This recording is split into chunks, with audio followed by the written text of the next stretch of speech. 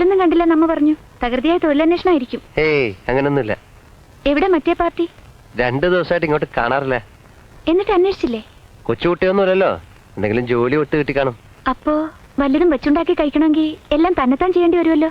ആ അതാ ഇപ്പോ ആകെയുള്ള ഒരു ബുദ്ധിമുട്ട്. പോസ്റ്റ്മാൻ വന്നപ്പോ അമ്മ വാങ്ങി വെച്ചതാ. കുടിലിൽ താമസിക്കുന്ന കുറെ പേര് വെങ്കടേശനെ ഭയന്ന് ഒഴിഞ്ഞു പോയത്രേ.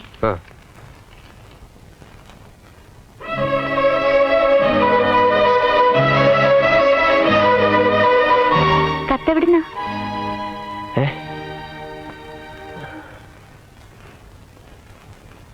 എന്തുണ്ടായി? ഒന്നുമില്ല, ഒരു ചെറിയ വിശേഷം. എന്റെ അമ്മ മരിച്ചുപോയി.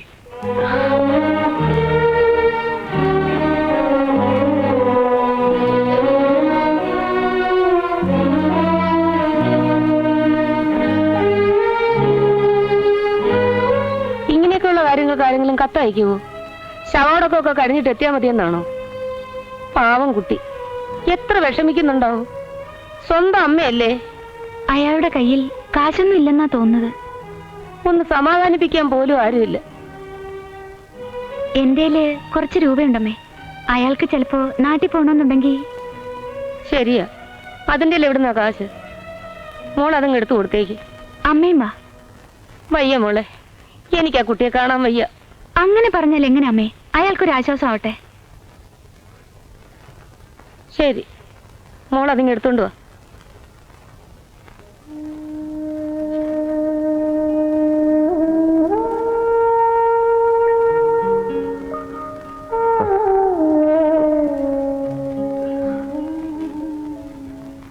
നാട്ടിൽ പോവാൻ കാശില്ലെന്നോർത്ത് മോൻ വിഷമിക്കണ്ട. ദാസം പുറപ്പെട്ടോളൂ. എല്ലാം കഴിഞ്ഞിട്ട് 3-4 ദിവസമായി. അവിടെ ഇനി ആരെയും കാണാനില്ല. എന്നാലും വീട്ടുകാര്? എനിക്ക് വീടും വീട്ടുകാരൊന്നുമില്ല.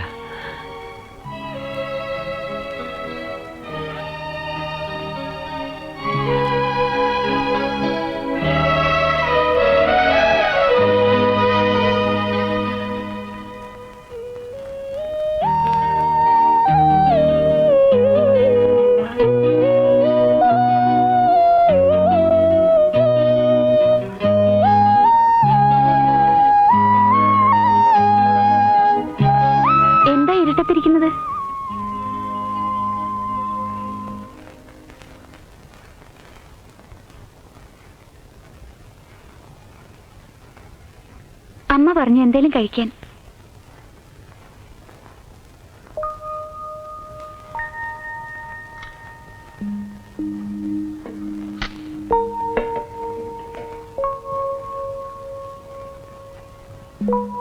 വരൂ. എനിക്ക് തീരെ വിശപ്പ് തോന്നുന്നില്ല. അമ്മ പറഞ്ഞു കഴിക്കാതെ പറ്റില്ലെന്ന് പറയാൻ. വന്നേ, എനിക്ക് പാത്രം കൊണ്ടുപോകണം.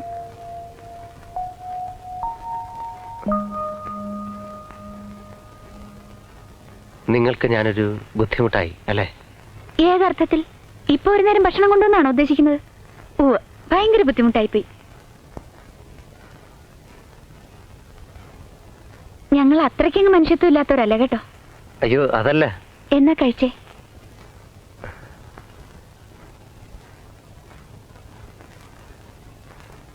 നാട്ടിൽ പോയി അമ്മയെ ഇങ്ങോട്ട് വിളിച്ചുകൊണ്ട് വരണമെന്ന് വിചാരിച്ചിരുന്നതാ.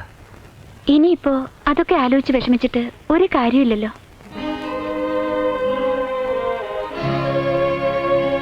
ഞാനൊരു നല്ല നിലയിൽ എത്തിക്കാണാൻ അമ്മ ഒരുപാട് കഷ്ടപ്പെട്ടു. എന്ത് ചെയ്യാൻ, തലയിലെ വര ശരിയായില്ല. ഞങ്ങളുടെ ഒരു അകന്ന ബന്ധത്തിൽപ്പെട്ട വീട്ടിലായിരുന്നു അമ്മ. ഉടനെ വിവരം അറിയിക്കാൻ അവർക്കെന്റെ മേലുല്ലാസം അറിയില്ലായിരുന്നു. അമ്മയുടെ ഇരുമ്പ് പെട്ടിക്കടിയിൽ നിന്ന് 2 ദിവസം മുമ്പാണത്രേ ഈ അഡ്രസ്സ് കിട്ടിയത്. ഒന്നും നമ്മുടെ നിയന്ത്രണത്തിലല്ലല്ലോ. എല്ലാ ദുരന്തങ്ങളും കണ്ടു നിൽക്കാനുള്ള കഴിവേ നമുക്കൊക്കെ ഉള്ളൂ. എന്റെ അച്ഛൻ ഒരു ആക്സിഡന്റിലാണ് മരിച്ചത്. ഡ്രൈവറായിരുന്നു. കാലത്ത് എന്റെ കയ്യിൽ നിന്ന് ചോറുപതിയും വാങ്ങിച്ചു പോയതാ. രാത്രി നേരത്തെ വന്നിട്ട് ഒരു സിനിമ കാണിച്ചു തരാമെന്ന് പറഞ്ഞിരുന്നു. 11 മണിയായിട്ടും ആളെ കണ്ടില്ല. പിന്നെ പഠിക്കൽ ഒരു ആംബുലൻസ് വാനാ വന്നു നിന്നത്. എത്രയോ ദിവസം കഴിഞ്ഞിട്ടും എനിക്കതൊന്നും വിശ്വസിക്കാൻ കഴിഞ്ഞില്ല. രാവിലെ എഴുന്നേൽക്കുമ്പോ രാധയെന്ന് വിളിച്ചോണ്ട് അച്ഛൻ വരാന്തയിൽ ഇരിപ്പുണ്ടാവുമെന്ന് വെറുതെ ആഗ്രഹിക്കും. കുറെ കഴിഞ്ഞപ്പോ മറക്കാൻ ശ്രമിച്ചു. മറന്നല്ലേ പറ്റൂ. സോറി, ഈ നേരത്ത് ഇതൊന്നും പറയാൻ പാടില്ലായിരുന്നു. എങ്ങനെയാണ് ആശ്വസിപ്പിക്കേണ്ടത് എന്നറിയാത്തോണ്ട് പറഞ്ഞു പോയതാണ്.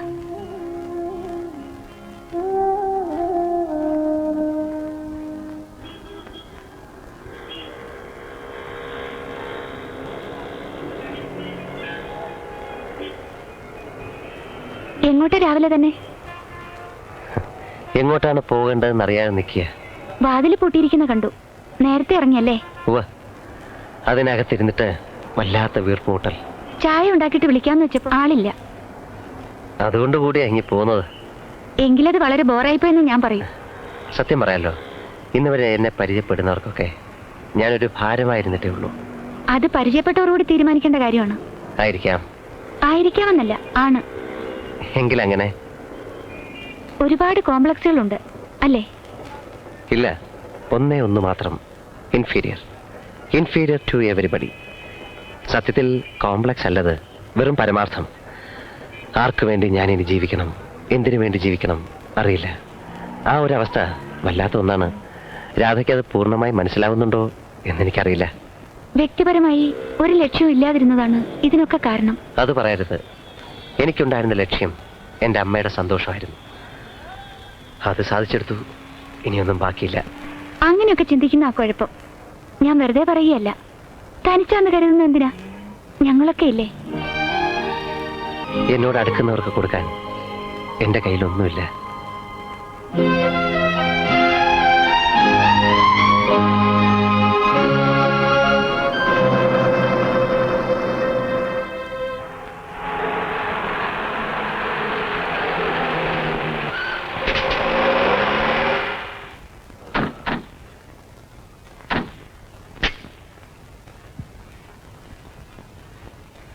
எங்கே?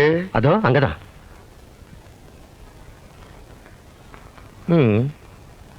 Wanted a graduate typist.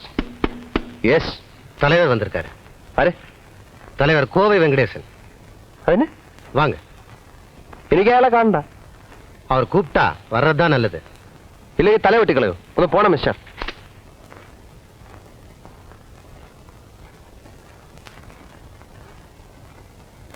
அண்ணே, பையன் வரமாட்டானா? ஓஹோ.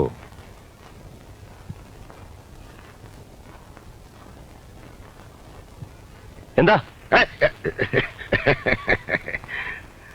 എന്താ? എന്നെ പറ്റി ഉനക്ക് தெரியாதா? നിങ്ങൾ മലയാളിയല്ലേ? മലയാളത്തിൽ പറയാം. എനിക്ക് മലയാളം അറിയാം. പാവങ്ങളെ ചികിത്സിക്കാനുള്ള സർക്കാർ ആശുപത്രിയിലല്ലോ ഉദ്ദേശം. പ്രൈവറ്റ് നഴ്സിംഗ് ഹോം അല്ലേ? ആർക്ക് വേണ്ടി? ഒരു ചെറിയ പനി വന്നാൽ പോലും മനുഷ്യരെ കത്തി കൊണ്ട് കുത്തിക്കീറി കാശ് വിടുന്നുള്ള ഏർപ്പാടല്ലേ? തമ്പി, ഞാൻ മലയാളി തന്നെയാ. പാലക്കാടുകാരൻ വെങ്കടേശൻ. അന്ത പാലക്കാട് വെങ്കടേശൻ എന്ന സാധാരണയാളിൽ നിന്ന് ഇന്ത കോവൈ വെങ്കടേശൻ എന്ന നിലയിലേക്ക് വളർന്നത് പെട്ടെന്നല്ല. ഉന്നമാതിരി ഒത്തിരി ആളുകളെ കണ്ടും ഒതുക്കിയും ഒക്കെ തന്നെയാ. അതുകൊണ്ട് ഗലാട്ട ഉണ്ടാക്കാതെ തമ്പി വീട്ടിൽ നിന്ന് ഇറങ്ങിക്കൂ. ഇല്ലെങ്കിൽ ഒരു ചുക്ക് സംഭവിക്കില്ല. നിങ്ങൾ പാലക്കാടുകാരൻ വെങ്കടേശൻ എന്ന് ഇപ്പൊ കോവൈ വെങ്കടേശൻ ആയതുപോലെ ഞാനും ഒന്ന് ശ്രമിച്ചു നോക്കട്ടെ. എന്നെ ഒതുക്കാൻ വന്നാലുണ്ടല്ലോ. ആ, அப்படியா? பரவாயில்லையே. அப்புறம் பார்க்கலாம்.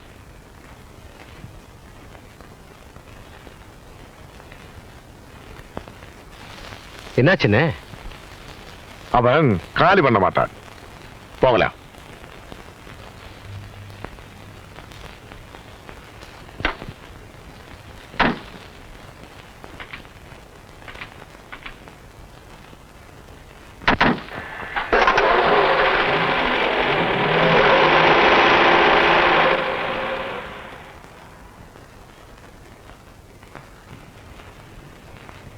ആ വെങ്കടേശൻ വന്നിരുന്നല്ലേ?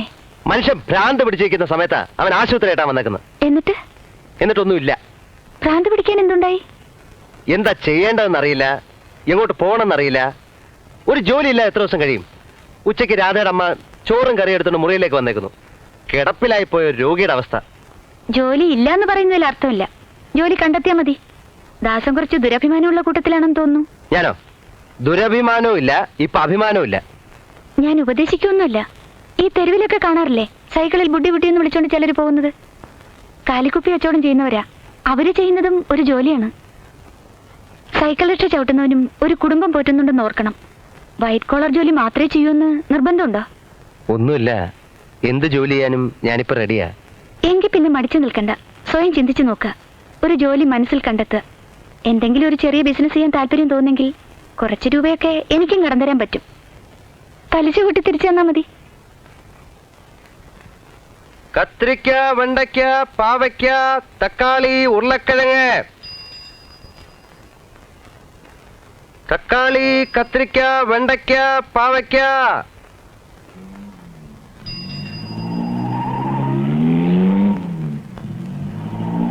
തക്കാളി, വെണ്ടയ്ക്ക, പാവയ്ക്ക, കീര, പുടലങ്ങ. தக்காளி என்ன விலை? കിലോ 5 രൂപ. 5 ரூபாயா? நேத்தி மார்க்கெட்ல 4 ரூபாய் இருந்தது. இருக்காதம்மா, இது சுத்தமான தக்காளி. அப்படின்னா? அப்படின்னா நல்ல அழகான தக்காளி. இதா இது பார்த்தாச்சா? முருங்கைக்காய் பார்த்தாச்சா? இந்த வெண்டைக்காய் பாருங்க, இந்த வெங்காயம் இதா, இந்த இது பார்த்தாச்சா? 1/2 கிலோ போடட்டுமா? சரி போடு. தக்காளி, பாவைக்காய், உருளைக்கிழங்கு, புடலங்க, சீரா. ദാസാ, ദാസ്, എടാ ദാസാ. വിജയ, നീ എവിടെയായിരുന്നു? ഞാനിവിടെയൊക്കെ ഉണ്ടായിരുന്നു. ഇന്ന് റൂം പോയപ്പോ ആ പെണ്ണിന്റെ അമ്മയെ കണ്ടു. നിന്റെ കാര്യമൊക്കെ അറിഞ്ഞു. നല്ല ആളുകൾക്ക് ഈ ഭൂമിയിൽ അധികം വാഴ്ചയില്ലെന്ന് മനസ്സിലാക്കിയാൽ മതി. നിനക്ക് ജോലി വല്ല ആയാ? എവിടുന്ന്? നാട്ടിലുള്ള പഴയ ഒരു ചീട്ടുകളി സഹാവിനെ കണ്ടുമുട്ടി. അവന്റെ കൂടെ ആയിരുന്നു 1-2 ദിവസം. ഭക്ഷണത്തിന് മുട്ടില്ലായിരുന്നു. പിന്നെ അവന്റെ മുഖം കറുക്കാൻ തുടങ്ങി. അവനെ പറഞ്ഞിട്ട് കാര്യമില്ല. ടീ കടയിൽ ചായ അടിക്കുന്ന ജോലിയാണേ. ഞാനിങ്ങ് പോന്നു. നീ ബികോം ഫസ്റ്റ് ക്ലാസ് ഒക്കെ മതിയാക്കിയോ? എന്ത് ബികോം? എങ്ങനെയെങ്കിലും വിശപ്പ് മാറണം. ആ പെണ്ണും നീയും തമ്മിൽ ലെപ്പായോ? പോടാ അവിടുന്ന്. ആവശ്യമില്ലാത്ത കാര്യം അവനറിയണം. വിജയ, നീ ഇതുപോലെ വല്ല പണിയും നോക്ക്. ഈ പണിയാ? ഞാനാ? എന്താ? അതിന് അവിടുന്ന് ഇവിടം വരെ വരേണ്ട കാര്യമില്ലായിരുന്നല്ലോ. 1/2 കിലോ വെങ്കായം കൊടുപ്പാ. നിന്റെ ജോലി നടക്കട്ടെ, ഞാൻ റൂമിൽ കാണും. வெங்காயம் கொடுப்பா. எவ்வளோ? 1/2 கிலோ. பிளாஸ்டிக் பக்கெட், பிளாஸ்டிக் சாமான் வாங்குறையோ? பிளாஸ்டிக் சாமான், பிளாஸ்டிக் பக்கெட், பிளாஸ்டிக் சாமான் வாங்குறையோ? சாமான், பிளாஸ்டிக் பக்கெட்.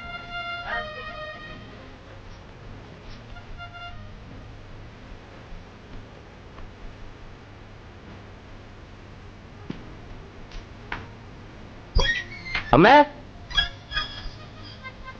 അമ്മേ. അമ്മ കുളിക്കാണ്. ആദ്യം ഈ മീനെ കൊണ്ടുവച്ചേ, വെള്ളത്തിലിട്ടെ. എന്തിനാ ഇതൊക്കെ വാങ്ങിച്ചോണ്ട് വന്നത്? ഇത് നിങ്ങൾക്കല്ല, ഞാനിന്ന് ചോറ് മാത്രമേ വെക്കുന്നുള്ളൂ.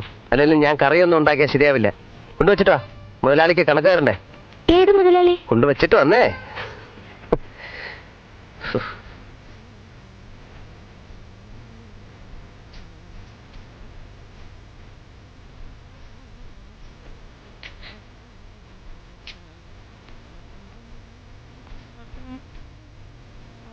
അതെ, എന്നെയാണോ മുതലാളി എന്ന് വിളിച്ചത്? സംശയം എന്താ?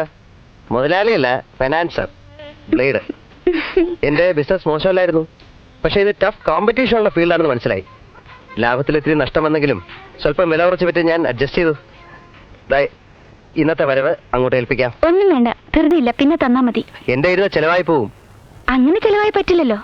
ആരെങ്കിലും ചോദിക്കാനും പറയാനും ഇല്ലെങ്കിൽ കാശ് പോകുന്ന വഴി കാണുകയില്ല. ചോദിക്കാനും പറയാനും ആളില്ലെന്ന് ആര് പറഞ്ഞു? ഉണ്ടോ? പിന്നില്ലാതെ.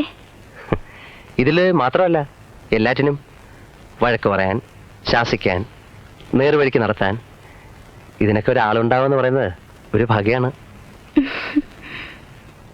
സ്വന്തം വിഷമങ്ങൾ ഇറക്കി വെക്കാൻ ഒരത്താണി. മേലപ്പടി മണ്ണും പൊടിയാ. ഞാനൊന്ന് കുളിക്കട്ടെ.